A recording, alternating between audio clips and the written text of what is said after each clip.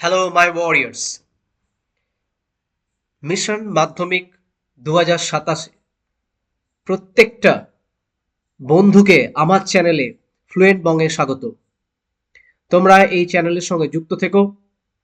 আগামী এক বছরে তোমাদের সিলেবাস রিলেটেড যে সমস্ত বিষয়গুলো পরীক্ষার জন্য গুরুত্বপূর্ণ সেই বিষয়গুলো এই চ্যানেলে ভিডিও লেসনের মাধ্যমে তোমরা পাবে। সেটা তোমাদের রাইটিং স্কিল হতে পারে, তোমাদের গ্রামার হতে পারে, তোমাদের রিডিং সিন এবং unseen both will be covered in this channel. তো আজকে মিশন মাধ্যমিক 2027 প্রথম ক্লাস আমি শুরু করতে চলেছি। আজকে যে প্রথম টেক্সটটা আমি ডিল করব, আজকে যেটা লেসনটা আমরা শুরু করব সেটা হচ্ছে fable, written by Ralph Waldo Emerson. তো শুরু করার আগে একটা বিষয় আমি শুধু জাস্ট তোমাদের বলে রাখি যে চ্যানেলটা তোমরা সাবস্ক্রাইব করে নিও, কারণ প্রত্যেকটা লেসন রিলেটেড ভিডিও পাওয়ার জন্য, গ্রামার রিলেটেড ভিডিও পাওয়ার জন্য এবং তোমাদের রাইটিং স্কিল রিলেটেড এবং স্পোকেন ইংলিশ রিলেটেড ভিডিও পাওয়ার জন্য তোমরা চ্যানেলটা সাবস্ক্রাইব করে নিও। তো চলো শুরু করা যাক আজকে যে ক্লাস।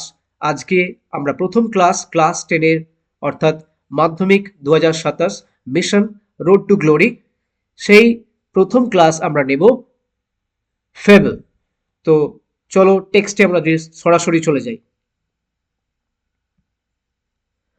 দেখো, তোমরা নিশ্চয়ই জানো what is fable. Now fable মানে আমরা জানি যে একটা রূপকথার গল্প, যেখানে দুটো characteristics is very important. First one, a moral lesson is there, একটা নৈতিক শিক্ষা থাকবে।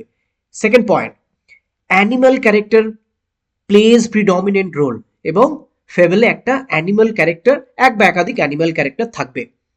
তো এখানে র্যালফ ওয়ালডো এমারসন এই কবিতার মাধ্যমে কি নৈতিক শিক্ষা প্রদান করছেন সেটা আমরা দেখব, রাইট? তো চলো শুরু করা যাক। শুরু করার আগে এখানে যে ইন্ট্রোডাকশন দেওয়া আছে, ব্রিফ ইন্ট্রোডাকশন, সেটা আমরা পড়ে নিই। দ্য পোয়েম ডেসক্রাইব মানে বর্ণনা দেয়, a conversation between a squirrel and the mountain, কাঠবিড়ালি এবং পর্বতের মধ্যে বর্ণনা। কি কিসের? একটা বিবাদ বা একটা ঝগড়ার বর্ণনা।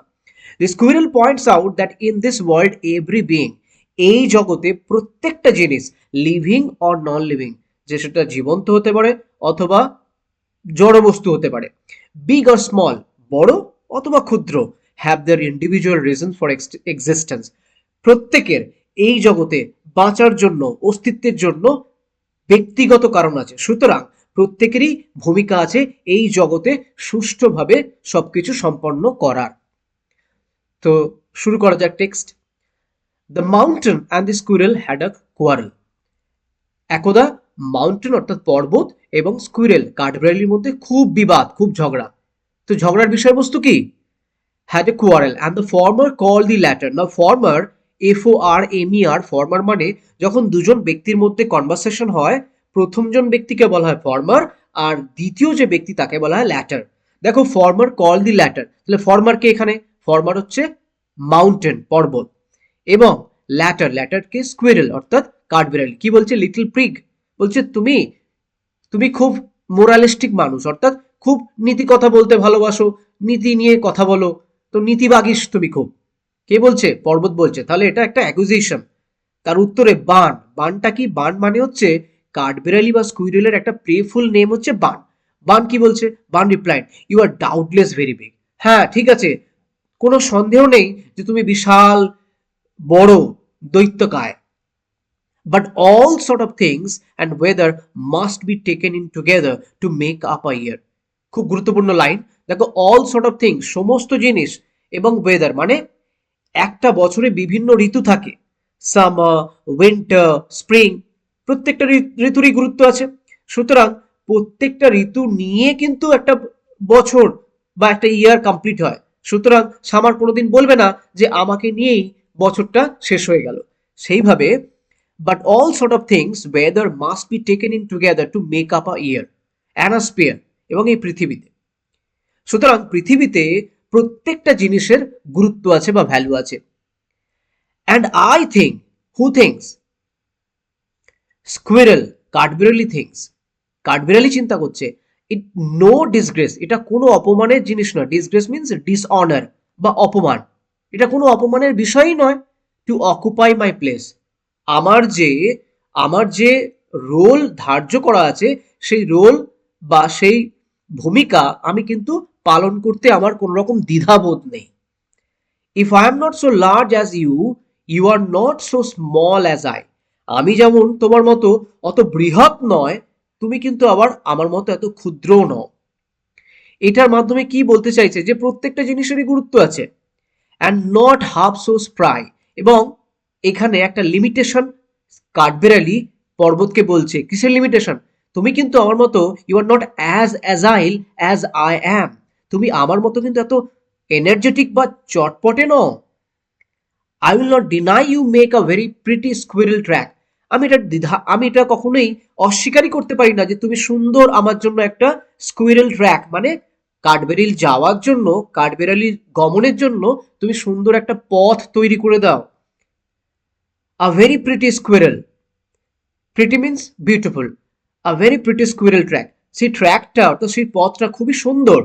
দের is no doubt about this, সেই সম্বন্ধে কোনো দ্বিধাই নেই। ট্যালেন্টস ডিফার, সুতরাং বুঝতেই পারছো তোমার যে ট্যালেন্ট এবং আমার যে ট্যালেন্ট, তোমার যে বুদ্ধিমত্তা এবং আমার যে বুদ্ধি, দুটো পার্থক্য আছে, ভিন্ন, কিন্তু দুজনেরই ভূমিকা আছে।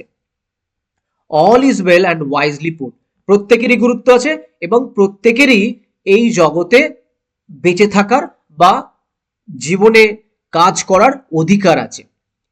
If I cannot carry forest on my back, আমি যেমন আমার পিঠে আমি বিশাল বনভূমি বহন করতে পারবো না, neither can you crack a nut, তুমি সেরূপ একটা ছোট বাদাম ভাঙতে পারবে না।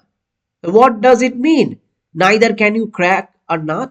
মানে তুমি এই ক্ষুদ্র কাজটা তুমি করতে পারবে না, আমি যেমন বৃহৎ কাজ করতে পারবো না, তুমি কিন্তু আবার এই ক্ষুদ্র কাজ করতে পারবে না। সুতরাং we all have a particular task cut out in this world, আমাদের প্রত্যেকেরই ভিন্ন ভিন্ন কাজ এই জগতে নির্ধারিত করা আছে এবং আমরা সেই কাজটা করার জন্যই এই পৃথিবীতে এসেছি। কারোর কাজ বড় নয়, আবার কারোর কাজ ছোট নয়। So there is no triviality in action, এটাই এই কবিতার মাধ্যমে বলতে চেয়েছেন কবি। আশা করছি তোমাদের বুঝতে কোনো অসুবিধা হয়নি।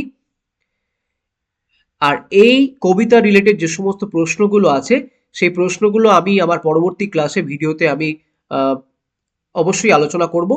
তো আজকের ক্লাস এখানেই শেষ করছি।